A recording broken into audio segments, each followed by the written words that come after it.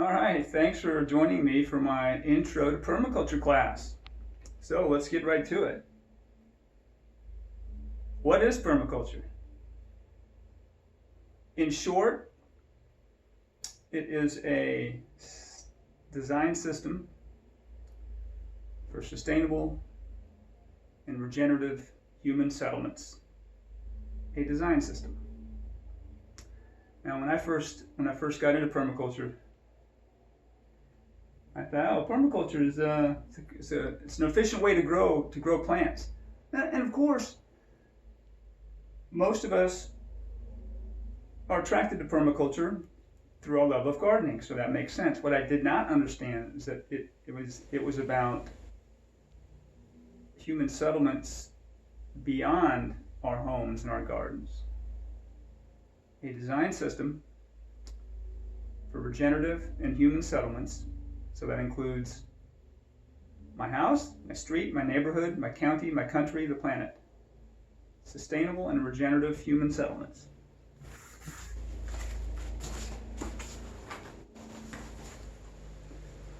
So who came up with this? Well, sustainable cultures have been around forever, but the two gentlemen who put together the coined word permaculture were Bill Mollison and David Holmgren. Mollison, professor at the University of Tasmania, and David Holmgren, a student who was studying environmental design. Holmgren had heard Mollison speak at one of the gatherings, and he was very impressed. He was impressed with him. Now, my understanding is that Mollison was not specifically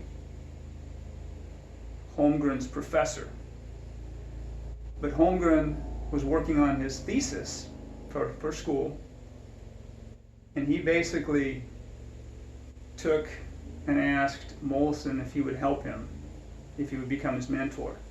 In fact, Holmgren moved in with Mollison, and the professor told the student that he thought the best thing he could work on for his thesis would be a way to incorporate forest systems, agroforestry, into human settlements. That's where all this stuff started. Permaculture 1 was published in 1978. Permaculture 1 started out as David Holmgren's thesis, which he submitted and worked through Bill Mollison. He submitted to him for additions, corrections, editing, etc., etc. And that became Permaculture 1 in 1978. When I was 17, impressive stuff, these two.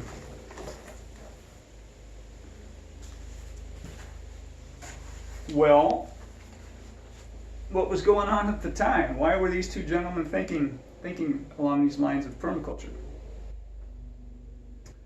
Why were they thinking this? Well, Mollison had been a trapper, a shark fisherman. He had worked in the forest service in Australia. He was an outdoorsman. He was a hunter.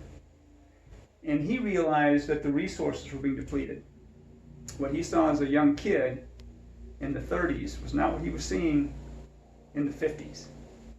Depletion of resources, dissatisfaction with politicians and industrial leaders. And he realized that protesting wasn't getting anything done. Nothing happens when you protest. So his thinking was, well, let's create the lives we want. Let's create the systems we want instead of criticizing those we don't. So as an idea, instead of protesting against Monsanto, for example, which may in some cases be a fantastic thing, but it might be more productive for me to build a non-Monsanto environment right here where I live. David Holmgren was of the same ilk. He believed that same philosophy as a young man growing up in Southeast Australia, Victoria, I believe. And he was studying environmental design. And as we know, he took on Molson to be his mentor, guide him through his thesis, which became Permaculture 1. Where would we be without ethics?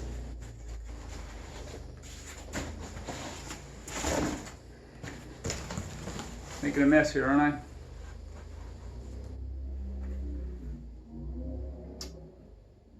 They studied the ethics. I don't even have my shirt on here. Boy, I'm seriously a green neck here, aren't I? They studied ethics of sustainable indigenous societies and realized that of all the various ethics that these societies had, to maybe a few ethics, up to 15, 18 ethics, that there were 3 that were basically the same amongst all of them.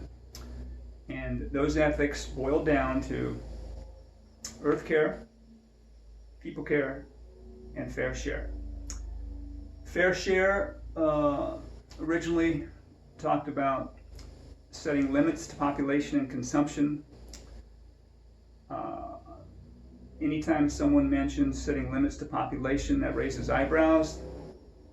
The idea that we are to control reproduction, control population by being responsible. I'm not going to have 10 children. Not a good idea for future generations. And redistribution of the surplus to earth care and people care. So, earth care, people care, and fair share are now the universally accepted ethics of permaculture. As outlined in 1988, Bill Mollison's epic book, Permaculture, A Designer's Manual.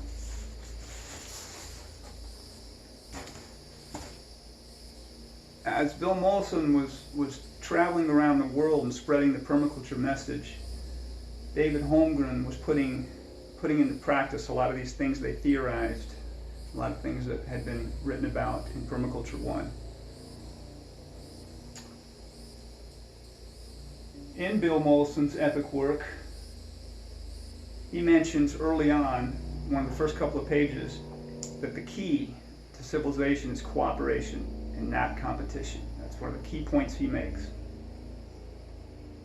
When David Holmgren did finally decide to put together a work and publish it himself, he thought that there needed to be principles, a book on principles. So his book, I had it around here somewhere. Oh, yeah, we're using it to hold up my sophisticated phone. Permaculture, Pathways and Principles Beyond Sustainability. I'm not going to go through all 12 of those principles, but his first principle, and I think it is key for what he mentions, observe and interact. So, if I am going to summarize the principles easily, cooperation is key and observation. Cooperation and observation.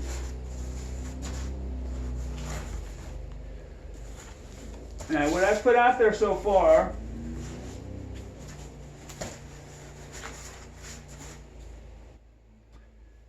from Mollison and Holmgren, this is for me. This is something I'm trying to come up with as unique to me. And I came up with, and this is for any site. All sites are unique, whether it's a village of 1,500, a quarter-acre site, or an apartment with just maybe a balcony or a couple of windows to grow food. It is critical. Know your sun, stow your water, and grow your soil. When I first looked into permaculture, and we found this lovely place we have here, wanted to plant trees and grow plants, do the garden, and grow all this food, and that's fantastic, and that's fun, and that is great. I wish I would have spent more time growing the soil. Now, I did bring some compost over from our previous house, and that helped. But had I spent more time growing the soil and getting the soil fertility up, getting those microbes and the fungi or the fungi, getting the soil healthy, getting the soil fertile, getting those micro herds, those tiny little microscopic animals all doing their thing, developing their networks, I would not have killed so many plants by putting plants in soil where they were just not going to be healthy. They're not going to get their needs met. They're not going to be strong. So, knowing your sun is critical. Certainly, when we got here, we weren't going to flip the house 90 degrees to make better use of the sun. But knowing the path of the sun in the summer and in the winter, where the shadows are and what microclimates that might create because of the sun path, that's essential. Knowing my sun, growing the soil, and stowing the water, regardless as to what the precipitation is, what the rainfall is. You get 10 inches of rain. You get 60 inches of rain. Handling the water properly, knowing how it flows on the property, and from there, stowing it so that you can get as many uses out of that water on your property before it leaves the property is key. If you're in an area that only gets 15 inches of rain, you might be able, just on the water that hits your roof, you might be able to save that water and store that and use that to double your irrigation ability. And that is huge. So know your sun, stow your water, grow your soil. Know, stow, and grow. And then in closing, at least closing for me, not closing for this class, but my idea, if I'm going to compact into a bumper sticker my philosophy on permaculture, be fair, be the forest. Be fair. That's taking my part, what's appropriate for me and for this house. Helping others with my surplus, for example. And everything I do, I want to emulate the forest.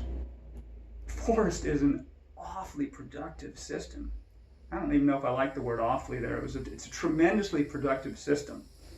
Forests next to wetlands are, I would say, are the most productive ecosystems. They don't get fertilized by humans. I don't run a hose out to the forest I have here, and it's doing quite well by itself. So be fair, be the forest. I'm not upstaged in Mollison. In Mollison's epic 600-page Permaculture, a designer's manual, this prime directive pretty much says it all. We are to take responsibility for ourselves, for our own existence, and that of our children. We can't look to power structures. We can't look to industry. The industry wants me to eat Captain Crunch or Toasties or Cheerios for breakfast. I want to eat the mulberries that I'm growing out there, or the figs, or the bananas, or whatever I can. I want to eat what I'm growing here. And I want to learn how to do it. And I want to learn how to make it safe. And I want to share that with my neighbors. Take responsibility for our own existence and that of our children. It's simple. I know that sounds kind of preachy, but it's not preachy for me. This is Mollison. Remember, my part was know your sun, grow your soil, stow your water. That's me. But I'm passing on these things from the two gentlemen who created the concept of permaculture. So let's take responsibility for our own existence and that of our children. Let's do it. Permaculture.